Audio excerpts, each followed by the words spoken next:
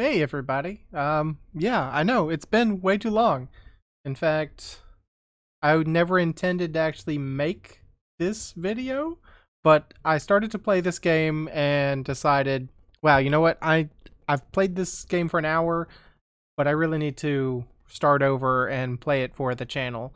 So yes, I know I have tons of other series that I need to get back to and start again.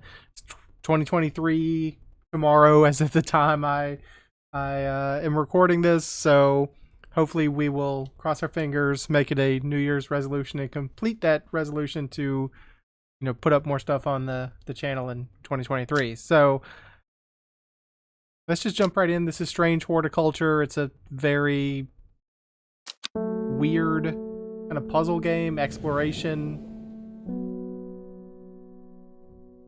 The streets of Undermere are narrow and claustrophobic. In many places, the buildings lean out at the upper floors so that neighbors can reach across and shake hands, or, more likely, exchange unpleasantries.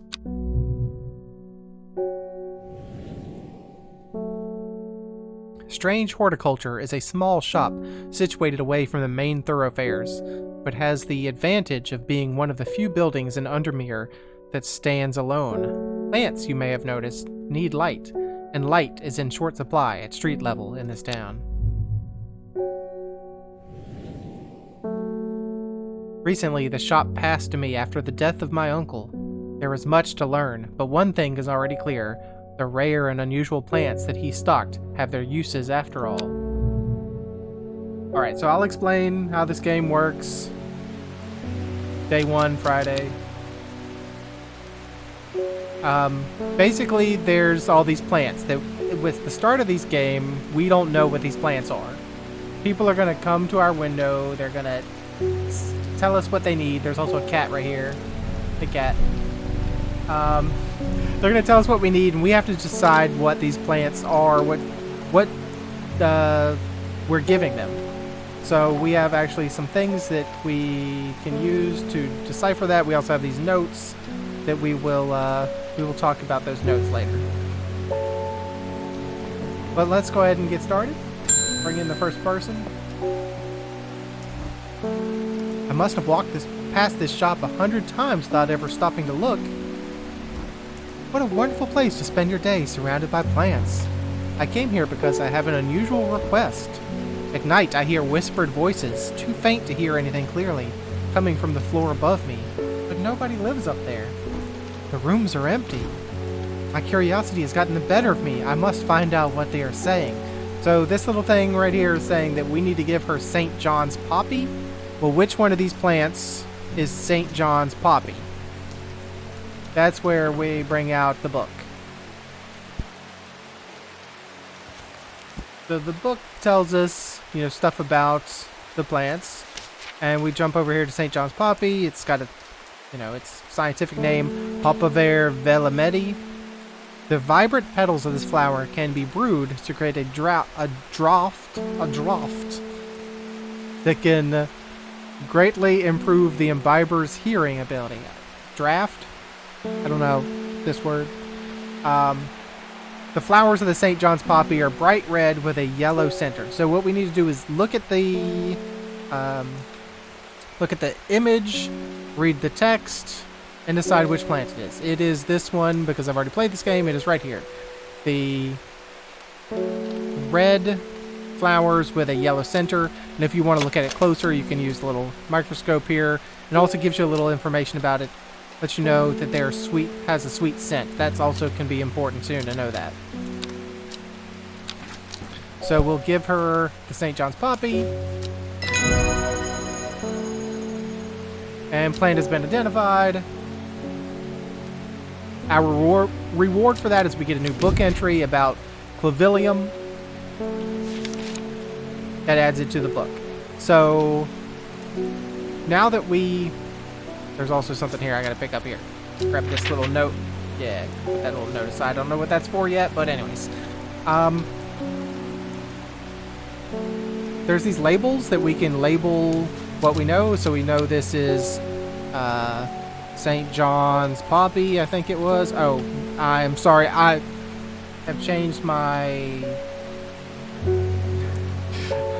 I changed my keyboard to Norwegian. Let me see if I can. Yeah, let's fix that. St. John's Poppy. I think that's what it was called. There's a feature here that I'm going to try out. I have not tried this before. It is the auto labeling. So we're gonna see if, because it's just kind of annoying to have to write that down. I know it's part of the game, but just for fun, let's just not deal with typing St. John's Poppy every time. Well, you know what I mean. We wouldn't say St. John's Poppy. We'd say Clavilium. But anyways, whatever. Moving on. Hello, David Schaefer. He's the mailman. He will be bringing you some mail. Bloody awful weather out there today. Good for the plants, though, eh? Got a letter for you. Alright, so we get a letter. And now it's telling us, hey, we can explore some things if we click here. So let's actually look at...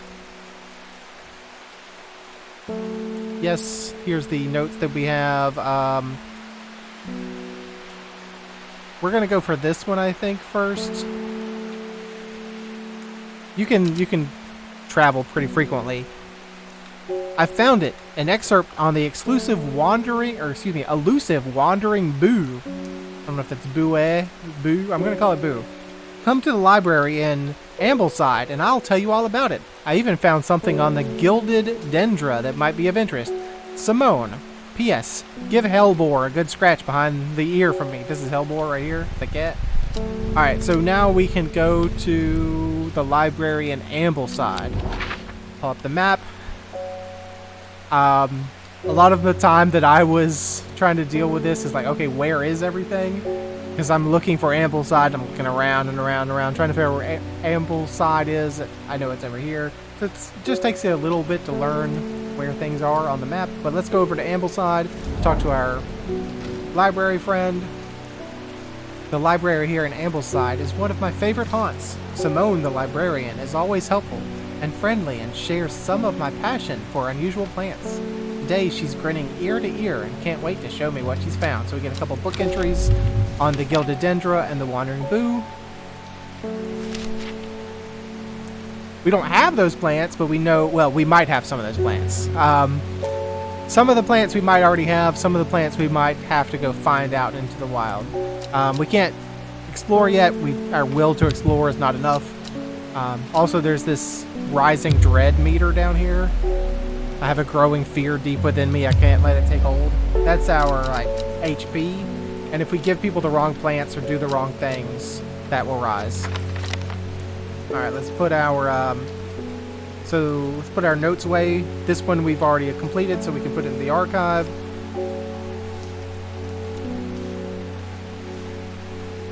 Clean off the little space here. All right, new patron, Gilbert. Hello, Gilbert. Something's got those witches in the forest stirred up. They're not letting anyone through. I had to take the long way around, down through Back Barrow. I never did trust that sisterhood. Anyway, I'm here now, and I've brought Finette from the south to trade for some lemon dandy. Okay, so if I need to give him the lemon dandy. First of all, just so you know, he's talking about this wood right here, the Grisdale Forest. There's witches in here. They're very mad about something we'll learn about later. Alright, so you want the lemon dandy. Its curled leaves are thought to be the origin of the name of this plant, supposedly referring to a peeled lemon rind.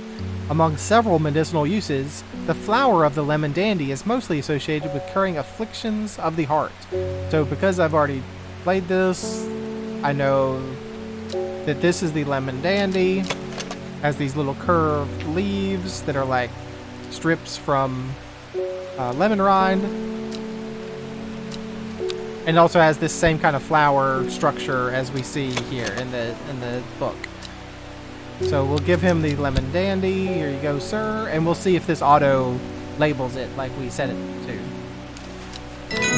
And it does. Okay, so plant identified, lemon dandy. He's also giving us a plant because he said he had something to trade. Here we go. We get this thing. And that goes on our shelf. So, yep, they put lemon dandy right there. Okay. So we have our will to explore has popped back up, so we can explore some more if we'd like. Dangerous plant grows sparsely in the hills to the northeast of Backbarrow. Keep it a secret. Alright, so Backbarrow is here. The hills to the northeast of Backbarrow would be here. The weather changes fast out in the hills. What started as a gray morning has turned into bright sunshine. A good thing, too, because it takes me several hours to find what I came for. By the time I'm done, the cloud is sweeping back over, a cloak of unwelcome shade. Alright, thank you for this plant that just pops up over here. New plant acquired. That weird looking thing. You know what? That sound effect's kind of loud, so let's drop it down.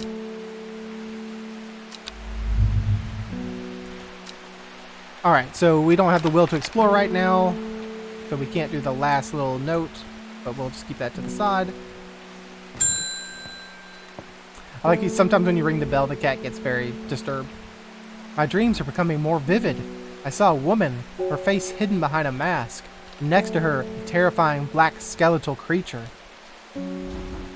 It stood tall, its roving head scanning the landscape, and though it had no discernible face, I could sense a hint of an expression about its features. It seemed to be laughing, but not the joyous laughter of a child, a sickly, horrifying laughter that chilled me to the first breath of winter.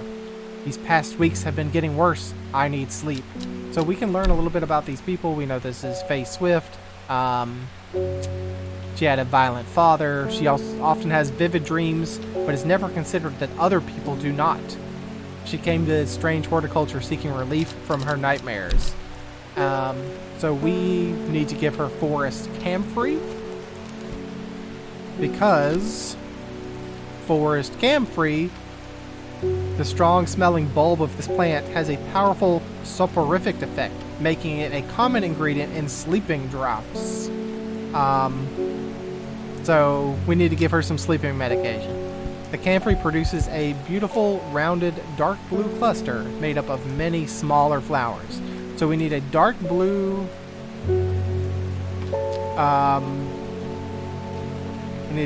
plant with cluster flowers, which is right here. We can take a look at it. It has this same kind of petal shape as the drawing. We'll give this to you, madam. I believe this is your forest camphor. And we get a book entry about Butterdale. Alright, we have the will to explore again, so let's do our last little note.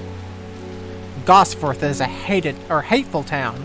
I was beaten and robbed and left to die in the streets. After many days, I was rescued by a kind stranger, just as I had come to fear that wickedness had infected the heart of every soul in that cursed place. I began my recovery in the woods to the south of the town with a group of travelers. On the northeast corner of the wood, I sat and stared at a bright flower, and tears flowed down my face at the reminder that there is beauty in this world.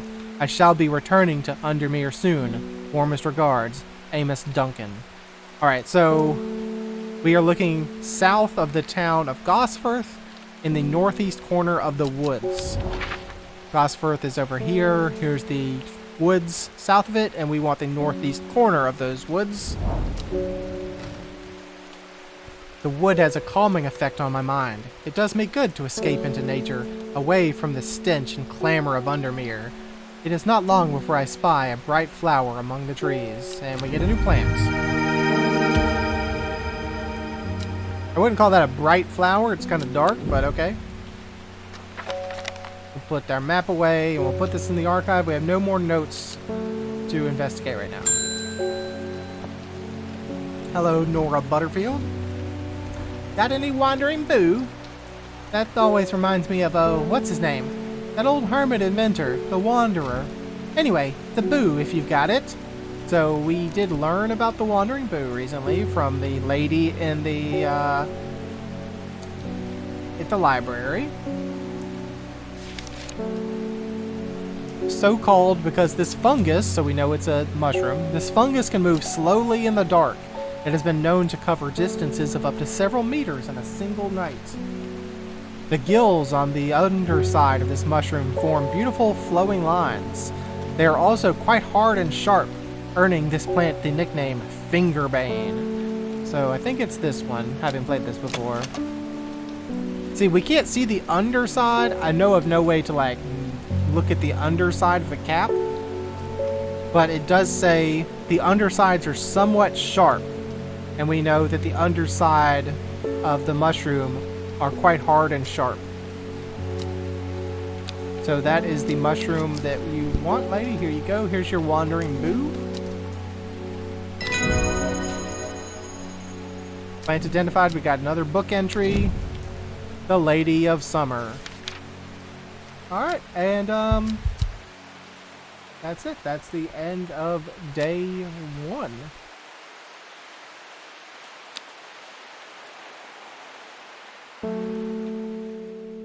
At the end of each day, well, at least I've played like through 2 or 3 days in an hour maybe. At the end of each day you get like this tarot cards, a deck of cards, and you give a little hint of somewhere to explore and some backstory or something. It started when she found something that she was not meant to find, a book tucked away in a forgotten corner of the Ambleside Library. Day 2. Alright, we ran through that pretty quickly. It's just a brief introduction to Strange Horticulture. Like I said, as soon as I started playing it, I'm like, man, this seems like it would really fit for the channel. It's kind of investigative detective game. It feels like a lot of the things maybe we've played before. It has a kind of setup to Papers, Please, like sort of feel here with the text or the table. Right now, nothing is timed. Like no one is like, give me the plant in the next 30 seconds or you die. I don't know if that's going to change later, but I do like learning about the world, what's going on in all these places, what's going on with the witches here in the forest. You can explore at any time. Like I have the will to explore over here, so I could go to Gosforth or I could go to the castle, but I've never found something just randomly. I'll learn something about the town. It'll give me a brief blurb about the town that I'm visiting, but I won't get something like a book or a plant. And in fact, I tried to go to the forest, and I was actually damaged. I actually had to like come back from the dead, but well, I'm sure we'll get back to that later. Because the witches here were mad at me. I was not allowed to visit them yet, but we will go visit the witches later. Maybe in episode 2. So yeah, let's go ahead and end this quick little look at Strange Horticulture. Thanks for joining me. Hope you enjoyed it, and hope to see you again next time without a long pause anymore. Hopefully, cross our fingers. All right, bye.